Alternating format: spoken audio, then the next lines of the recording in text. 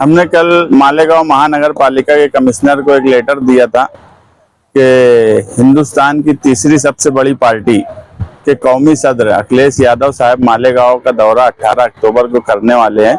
और एक जलसे का इनेकाद इसी ग्राउंड अजीज कल्लू स्टेडियम में रखा गया है शाम में 6 बजे से 9:30 बजे तक। तो आज कमिश्नर साहब नासिक होने की वजह से किसी मीटिंग में उन्होंने अपने आला अधिकारी इंजीनियर से और उपायुक्त को और सफाई इंचार्ज सबको भेजा और ग्राउंड का पूरा दौरा किया गया और समझा गया कि किस तरफ से लीडरान ग्राउंड में एंट्री करेंगे और किस तरफ से निकलेंगे और क्या पोजीशन है। मगर मुझे बड़े अफसोस के साथ ये बात कहनी पड़ रही है कि इस शहर में तामीर और तरक्की का नारा लगाने वाले लोग अगर सिर्फ अजीज कल्लू स्टेडियम के आसपास आकर सिर्फ सड़कें देख ले तो इनकी पोल खुल जाएंगी कि मालेगांव शहर के हालात क्या हैं। कोई कौमी सदर आ रहा है उसके ऊपर क्या मैसेज जाएगा कि मालेगांव शहर में जो लोग इख्तिदार में रहे उन्होंने इस शहर को क्या दिया कि आज हमें ये परेशानी है कि मालेगांव में सेंट्रल में ऐसी कोई जगह नहीं है जहां पर हम एक बड़ा प्रोग्राम कर सके। यही एक जगह है जिसको सुधारने के लिए महानगर पालिका सहयोग करेंगे, पुलिस डिपार्टमेंट सहयोग करेगा और समाजवादी के कार्यकर्ता उसमें पूरा लगकर ये 8 दिन में कोशिश करेंगे कि इस हिस्से के आसपास की सड़कें कुछ हद तक दुरुस्त कर दी जाए कि लोग आराम से आ जा सके।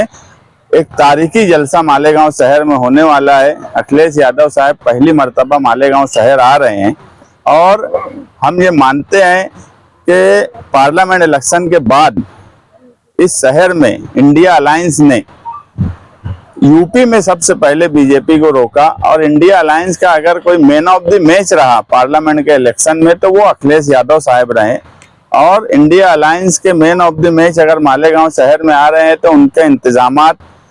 बड़े पैमाने पर अच्छे तरीके से होना चाहिए, लोगों को आने जाने में तकलीफ नहीं होना चाहिए और एक शानदार प्रोग्राम इंशाअल्लाह हम मालेगांव शहर को देंगे। यहाँ पर अखिलेश यादव का जलसा होने वाला है, क्या आप नाम लेकर बता पाएंगे कि किन किन लीडरान को दावत नामे और किन किन मुस्लिम तंजीमों को दावत नामे देने वाले? नहीं, ऐसा है कि इंडिया अलायंस की पार्टी लीडरान की बात ऐसी है कि इंडिया अलायंस में जो पार्टियां मालेगांव शहर में है, मेंबर ऑफ पार्लियामेंट जो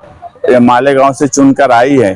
और दूसरे शहरों से भी अभी हमें मालूमात मिली है कि कुछ इंडिया अलायंस के लीडरान आने वाले हैं। वो अभी हमें नाम वगैरह उनका नहीं मिला है। हम लोकल लेवल पे जो इंडिया अलायंस में है मालेगांव सेंट्रल में, मालेगांव आउटर में और आसपास, इन सबको हमारी जिम्मेदारी है दावतनामा देने की। बाकी जो है स्टेट गवर्नमेंट, स्टेट पार्टी जो है रियासती पार्टी के जिम्मेदारान वो रियासती सतह पे लीडरान से बातचीत कर रहे हैं और जुमेरात के दिन दोपहर में महाराष्ट्र समाजवादी पार्टी के जिम्मेदारान मालेगांव शहर आने वाले हैं नियोजन और इंतजामात समझने और देखने के लिए और उनसे ही समझेगा कि और कौन लोग इंडिया अलायंस के आने वाले हैं। लेकिन कुल मिलाकर एक बड़ा प्रोग्राम मालेगांव शहर में हो रहा है। ये प्रोग्राम मालेगांव शहर में हो रहा है मगर इसके असरात महाराष्ट्र भर में जाने वाले हैं और कहीं ना कहीं महाराष्ट्र में इस प्रोग्राम के बाद एक बदलाव की लहर बनेगी, ऐसा हम मानते हैं। हम तमाम ही समाजी दीनी तंजीमें जो सामाजिक कामकाज करती है हमारे जिम्मेदारान सबके पास दावतनामा लेकर जाएंगे और उनको इस प्रोग्राम में हम बुलाने की कोशिश करेंगे। आपके लिए एक बहुत बड़ा चैलेंज है, आप कर पाएंगे इतना बड़ा गाँव को संभालना? मालेगांव शहर में ऐसा बोला जाता है कि अगर प्रोग्राम कोई कर सकता है तो वो सिर्फ निहाली लोग कर सकते हैं, इसलिए ये हमारे लिए चैलेंज है। हम दूसरों के प्रोग्राम करके देने वाले लोग हैं तो हमारा खुद का प्रोग्राम है। लोग की मिली यूपी है, यहाँ आस पास सब यूपी के लोग हैं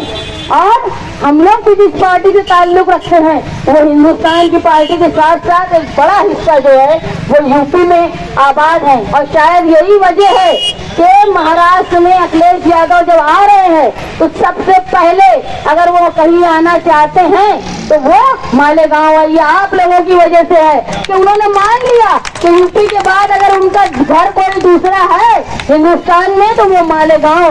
यहाँ पे अखिलेश यादव आ रहे हैं, इकरा हसन आ रही हैं। आप लोगों से दरख्वास्त है कि ये शानदार, इतना शानदार इस्तेकबाल उनका हो कि उनको ये लगे कि ऐसा इस्तेकबाल तो हमारा यूपी में भी नहीं हुआ, तो यूपी वालों ने मालेगांव में किया। मालेगांव शहर जो एक अपनी पहचान रखता है, उसमें आप लोग हिस्सेदार हो। मैं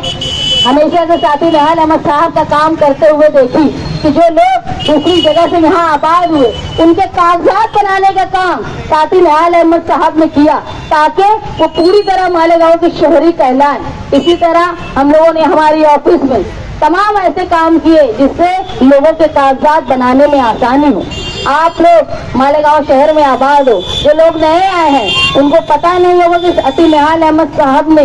लोगों को 45,000 पीले कार्ड दिए थे। उसके बाद आज किसी लीडर की ताकत नहीं है कि वो पीले कार्ड बनवा देवे। और हम लोगों ने इस बात का तहिया किया है कि मालेगांव शहर में जो लोग वाकई तौर पर मुस्तहिक है, उनको आने वाले असेंबली इलेक्शन में हमारी जीत के बाद, अपनी जीत के बाद पीले कार्ड का काम, और खास तौर पर वो लोग जो यहाँ आबाद हैं लेकिन लेआउट बिनशेती नहीं है। इसी वजह से कहीं वो नीतीश राणे बोलता है कि लैंड जिहाद का मामला हो रहा है। हम लोग जिस तरह साथी निहाल अहमद साहब कुंठेवार योजना के तहत लोगों को 7/12 का उतारा, अपने घर का मुकम्मल मालिक होने का सबूत दिया करते थे, वैसे ही हमारा मैनिफेस्टो में सबसे बड़ा और पहला वादा ये है कि जो जहां आबाद है उसको उसके घर का मालिक बनाएंगे। अगर कुंठेवार योजना और ये कानून खत्म हो गया है तो इसके बाद भी हुकूमत से लड़ाई करके स्पेशल तरीके से पट भरकर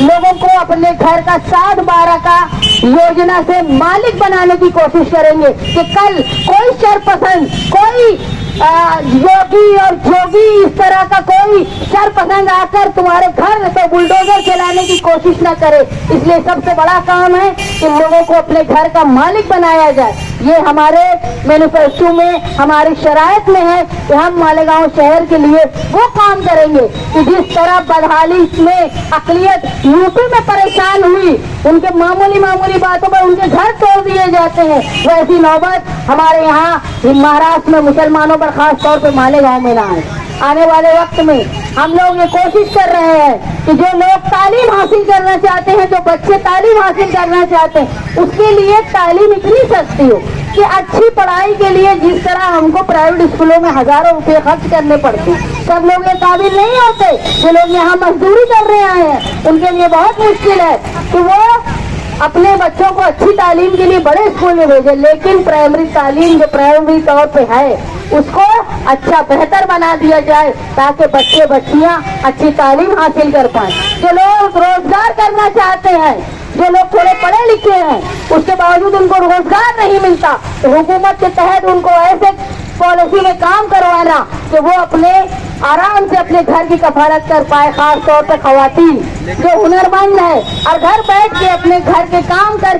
वो रोजगार हासिल करना चाहती है, उनके लिए घर बैठे रोजगार का काम करने का काम हम लोग आप लोगों की मदद से करेंगे। आने वाले वक्त में जिस तरह मालेगांव शहर का दबदबा था, जिस तरह साथी निहाल अहमद के नाम से महाराष्ट्र कांपा करता था, आज ये हाल हो गया है कि हमारे ऊपर जुल्म भी होता है, केस भी हम पे होता है, पुलिस बिला वजह परेशान भी करती है। तो कानून में रह के कानून को कानून से जवाब देना और अपना हक मांगना, ये कोशिश हम लोग आप लोगों के साथ मिलकर करेंगे कि किसी गुंडे की जो आज लीडर बन गए होंगे नदी के इस पार, मुसलमानों पर आंख उठा के देखने की हिम्मत ना हो, ये कोशिश हम लोग आपके साथ मिलकर करेंगे। आने वाला इलेक्शन न सिर्फ आने वाली नस्लों के मुस्तकबिल को तय करेगा, बल्कि जो आज यहाँ रिहाइश पजीर लोग हैं उनको अपने घर के मालिक बनाने में मुस्तकबिल में क्या होगा ये भी तय करेगा। जो आज गंदा पानी सड़कों पर बहता है, जो आज लोग खराब सड़क के लिए परेशान है, ये सब का जवाब उस देने का काम ये इलेक्शन के बाद हम लोग करेंगे आप लोगों के साथ मिलके। आने वाली 18 तारीख को अखिलेश यादव साहब जुमे के रोज आ रहे हैं। आप लोगों से दरख्वास्त है कि हम उनका ऐसा इस्तेमाल करें, इतना शायान शान इस्तेमाल करें। और वो जो बहन हमारी आ रही है इकरा हसन, जब हुजूर की शान में गुस्ताखी हुई तो सबसे पहले किसी सांसद ने कहा उसके खिलाफ में कि उसके ऊपर केसेस करो, UAPA लगाओ। वो कहने वाली इकरा हसन थी और उसी का नतीजा था कि वो गिरफ्तार हुए। देख लो, जो मजहब के नाम पे मालेगांव शहर में भी सियासत कर रहे हैं, उन्होंने कोई नेशनल मीडिया में नहीं कहा, वो सिर्फ लोगों में कहते हैं ऐवान में जहाँ कहने का मौका है वहाँ नहीं कहा, लेकिन इकरा हसन ने किया, कहा और उसका ये रद्द अमल हुआ कि उस मनुष्य को पुलिस ने गिरफ्तार किया। ये दायरा भी समाजवादी और यूपी वालों के ऊपर ही जाता है। आप लोगों ने मेरी बात सुनी, मैं उम्मीद करती हूँ कि आने वाली 18 तारीख को आप लोग बड़ी तादाद में जमा होकर हमारे लीडर का, हमारी बहन का इस्तेमाल करेंगे और आने वाले इलेक्शन में अपनी मजबूत